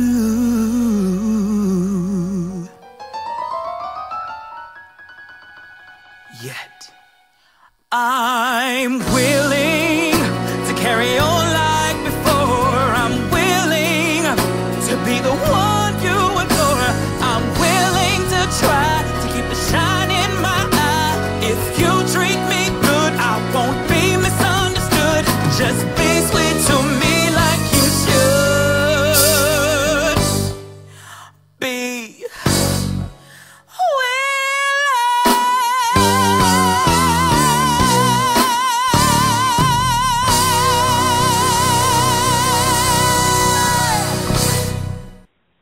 Well, there's just so many happy moments in the film. I just highly recommend it. When we come back, is there anything else you want to say about Leave It on the Floor before we leave? Oh, gosh. I would say just click on Sheldon's interview. He says it all, and much better than I am right now. Oh, and I love your perspective. When we come back, I want to ask you about a couple of other items from your IMDb page, and I'm going to entertain a selfish line of questioning for a moment. So we'll be back right after this. SnowbizNow is a listener and advertiser-supported program. If you believe in the value and importance of this program, we invite you to join Team SnowbizNow today. One option is to subscribe to SnowbizNow.com. Not only will you receive our newsletter, you'll be entitled to add your own content to the website. Another option is to make an annual financial contribution toward the production of the show. If you do, we'll acknowledge you on the air throughout the year as an executive producer. Finally, if you want our growing worldwide audience to know about your business, advertise with us. For more information about all these options, simply visit SnowbizNow.com and click on the Team SnowbizNow link in the main menu.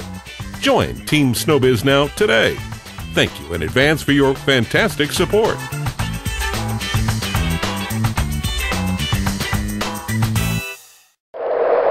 You're listening to Snowbiz Now with Nicholas Snow. Small screen, big queen, worldwide audience. It's not radio. It's Gadio.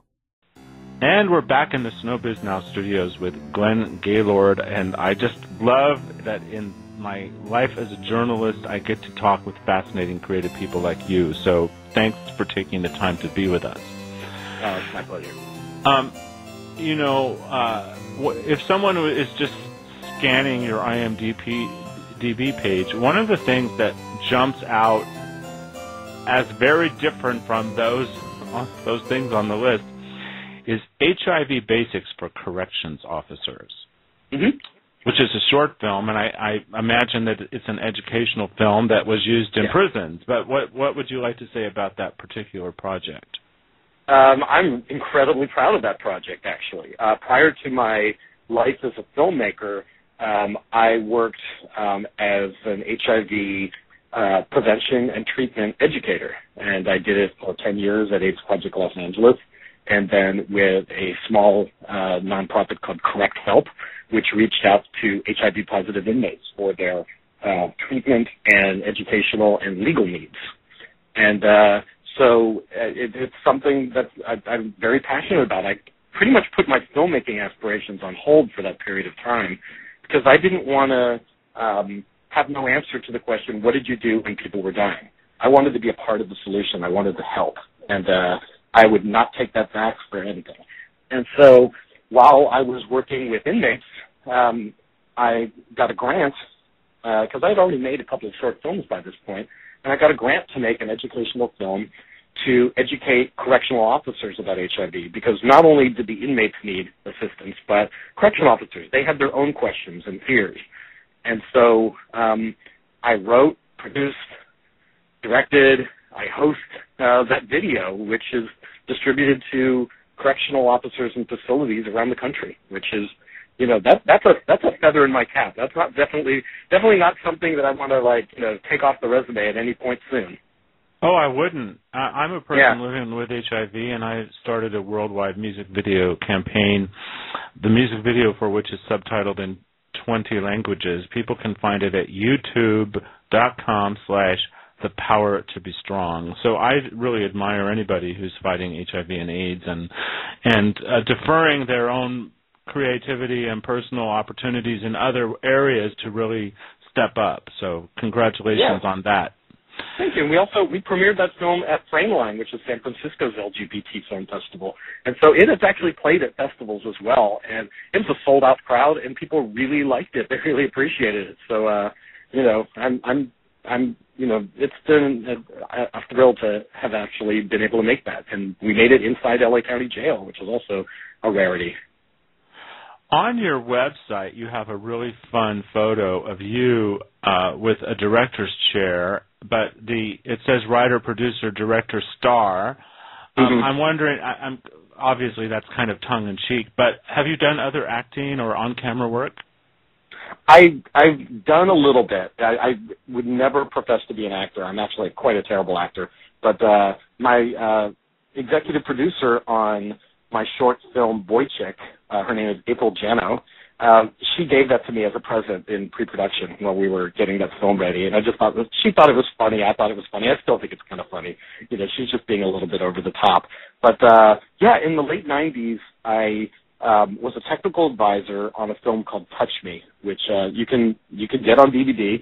It stars Amanda Peet and Michael Vartan, who a lot of people know from Alias, and Jane Lynch from Glee, and Olympic legend Greg Louganis. And it's an HIV story. And while I was working at AIDS Project LA, the director approached me to give him some pointers on his script. And it's about a character, Amanda Peet, who contracts HIV and has to win, has to try to keep a relationship going with this guy who's in love with her, and she keeps pushing him away. And anyhow, so I was a technical advisor on it, and then the director and Amanda thought I should be in the movie, and I said, I'm a terrible actor, and Amanda said, I'll work with you, I'll make you better.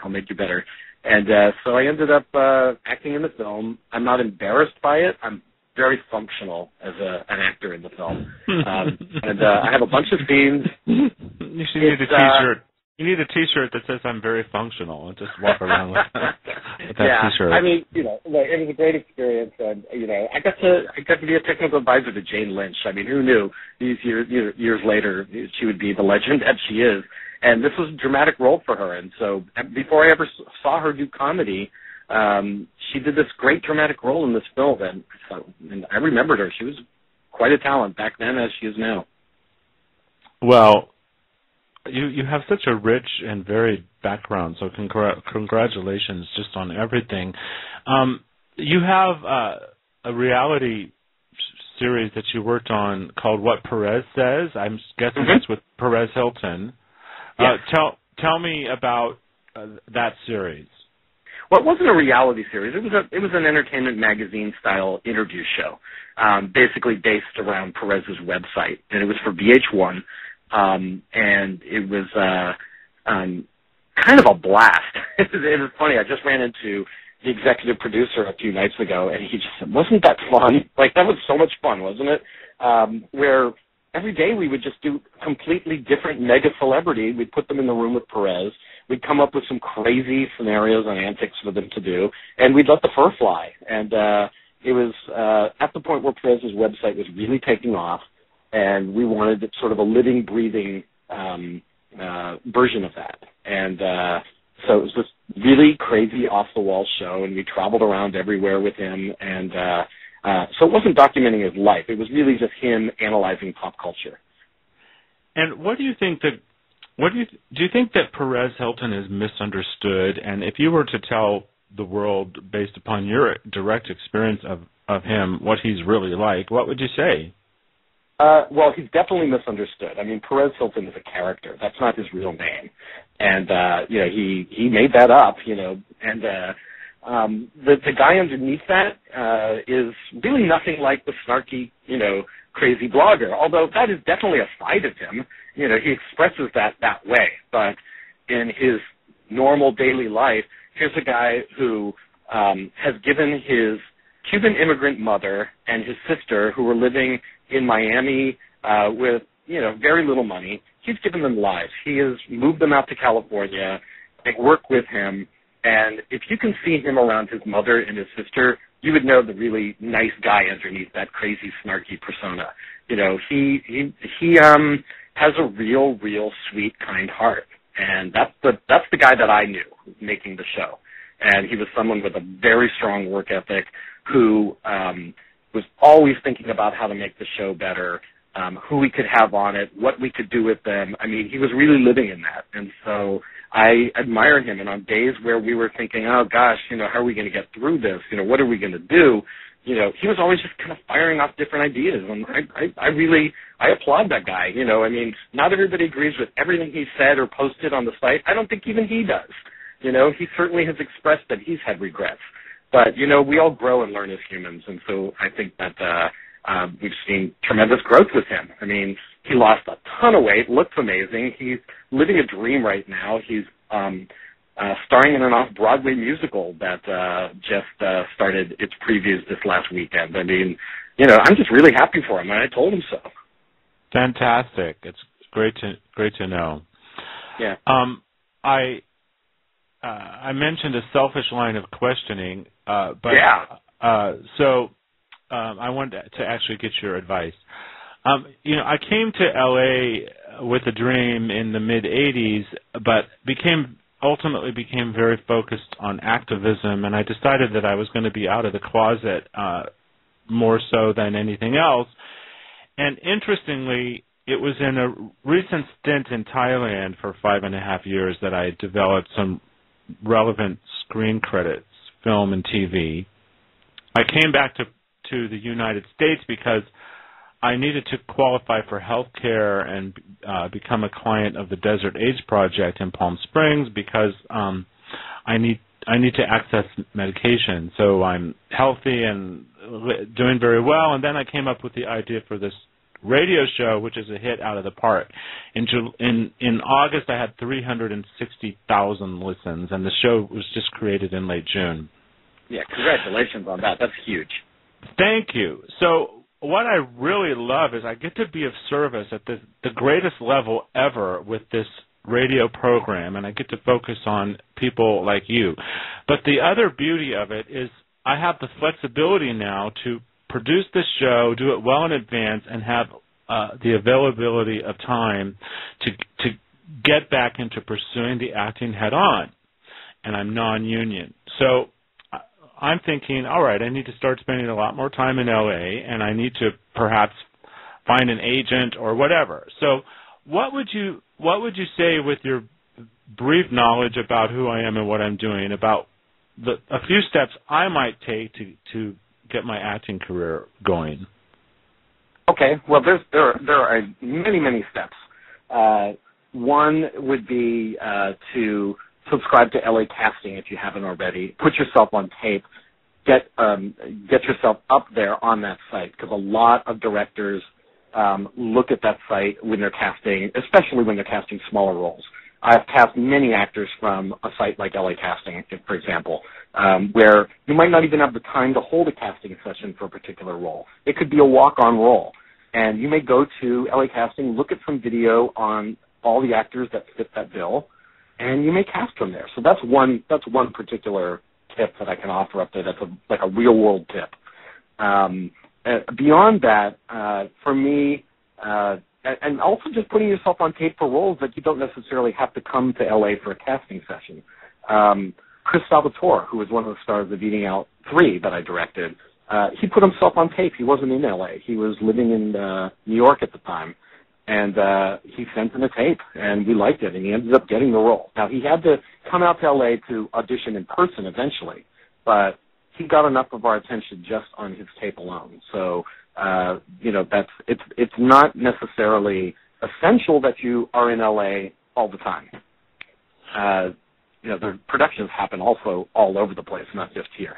And another piece of advice, just as far as preparing for an audition, is to know that the casting process is so elusive that it often doesn't have to do with who's the most talented.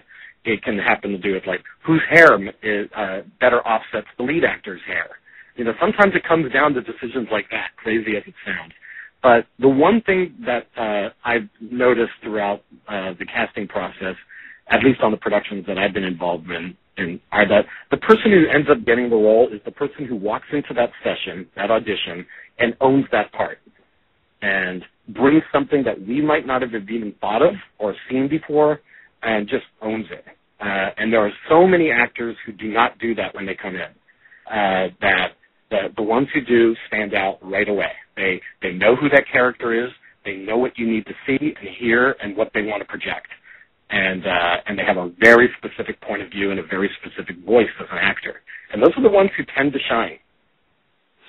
I love that. When I approach an audition, one of the things I remember is, yes, there might be 1 million people who want this part, but there's only one of me. So I focus on just being true to myself and my talent, and being teachable, and treat the audition itself as an end result, as something that enhances my life and expands my experience. Right. You won't drive yourself crazy trying to figure out what we want. Show us something that we haven't seen is for me, the better thing to do.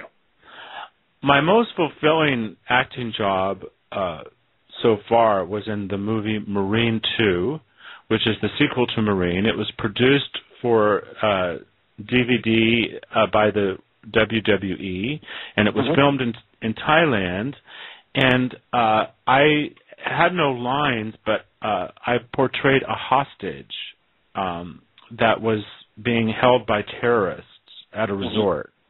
Wow. And on the first scene we shot was when we didn't shoot chronologically. And the first scene we shot, we had just been taken hostage at a party. We saw someone beheaded, people were shot and killed, and we didn't know what was going to happen. And in this particular scene, I just went to my method acting background, and I just was authentically crying and devastated and whatever.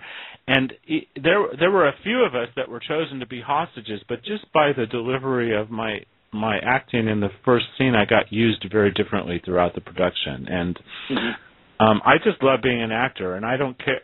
For me, like you said, the authentic screenwriter is someone that writes, and they make it a point to keep doing that. And I love this.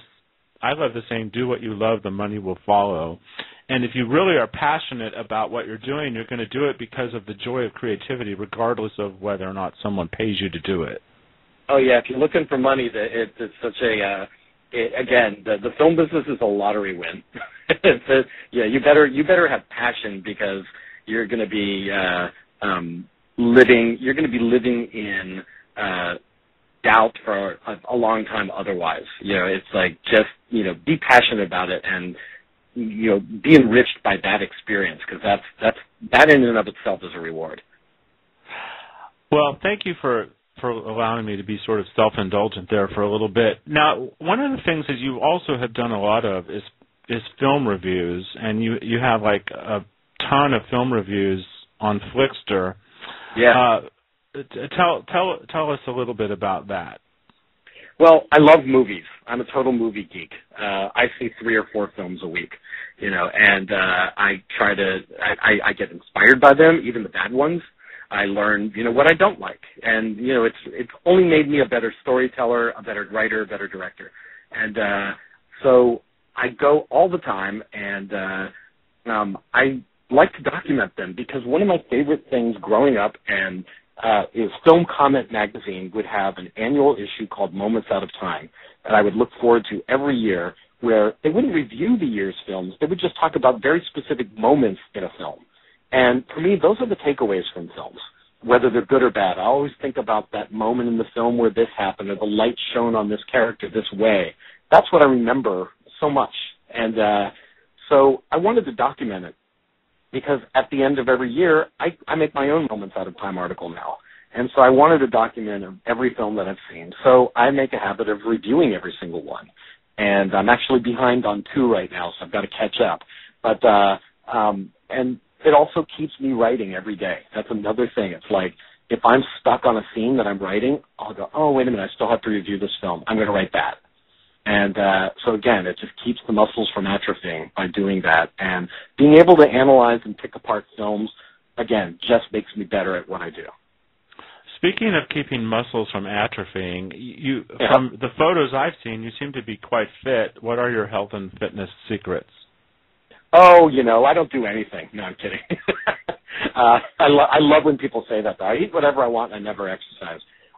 But I do go to the gym quite regularly, and I love spinning in particular, because it never gets easy, and so it's always a challenge. And so a big shout out to Tommy Wolfel, who is my spin instructor, who has kept me motivated for years. And but I also have a dog, so I also hike a lot.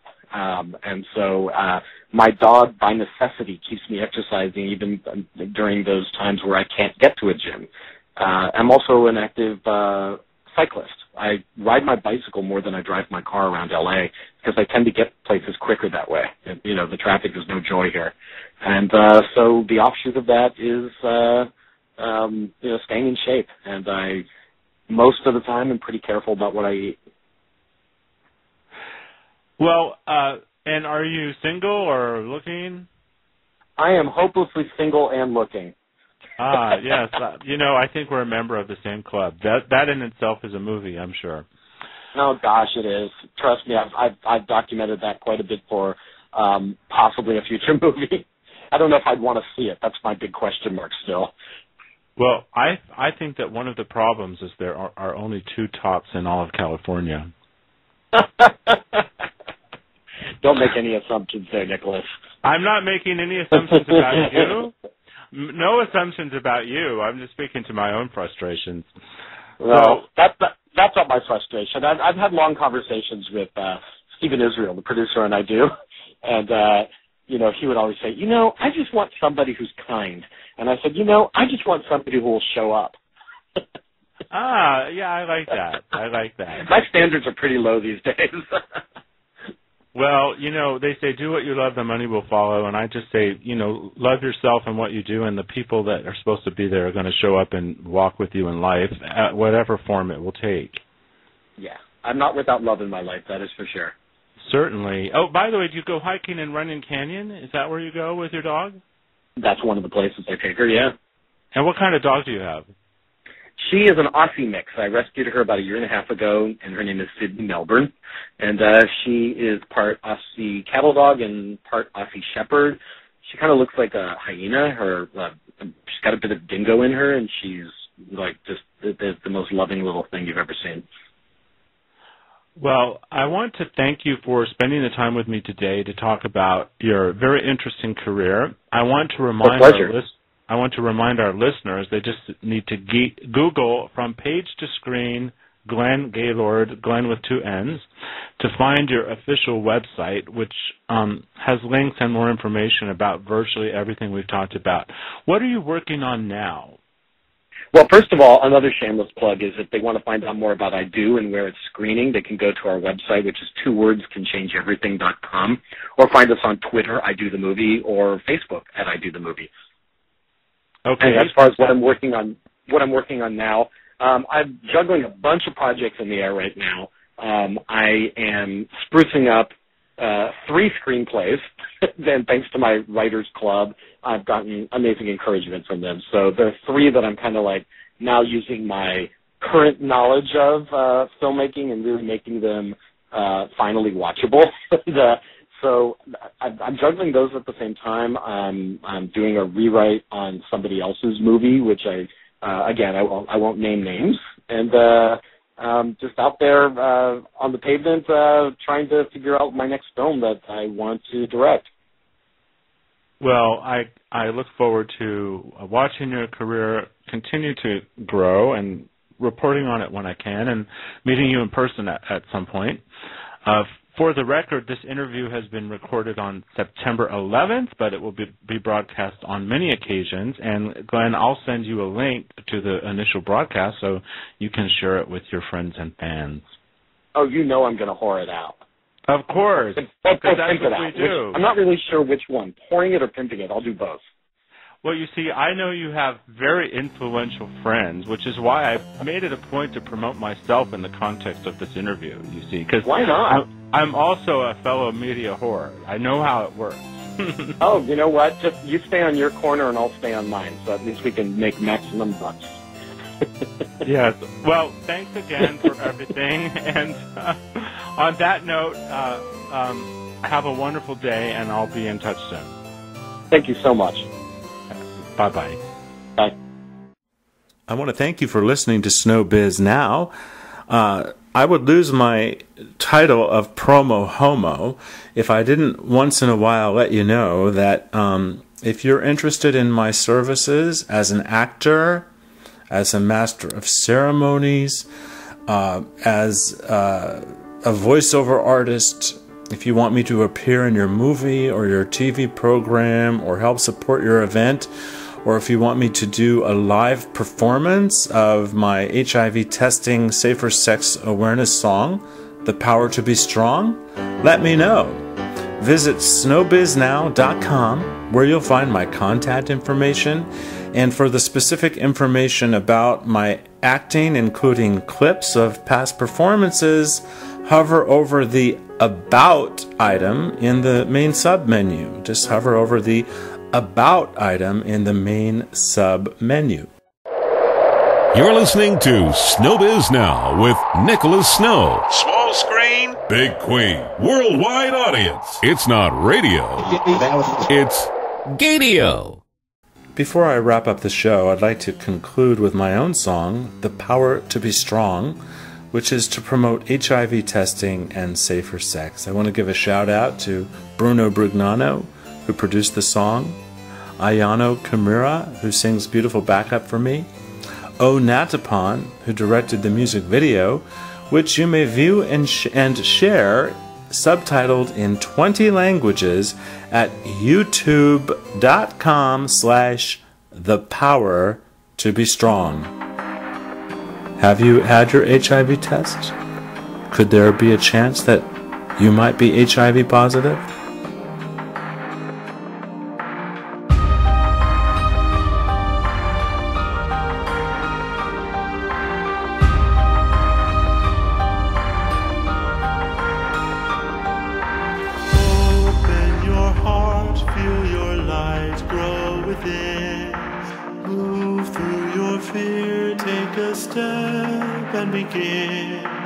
Out of the dark, let your light shine the way.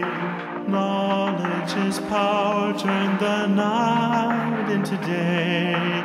You're not alone, dance with me.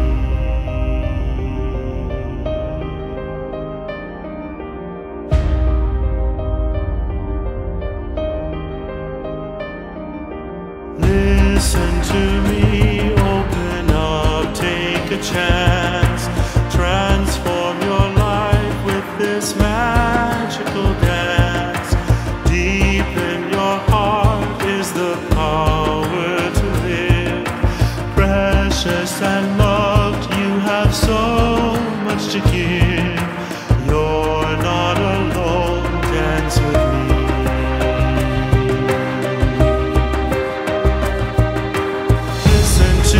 The message of my song. Within you is the power to be strong. No matter who you are, no matter what you feel, this is your moment now, and your life is real. So get tested and live longer and be strong. Get tested and live longer and be strong.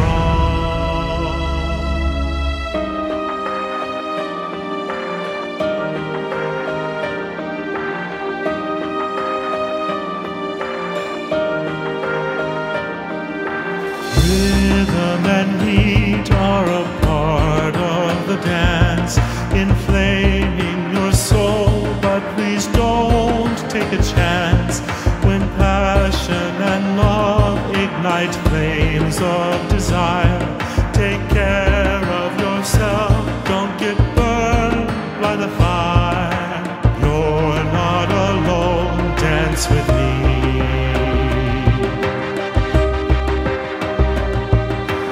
Listen to the message of my song.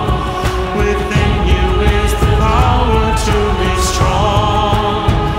No matter who you are, no matter what you feel, this is your moment now, and your life is real. So play safely and live long.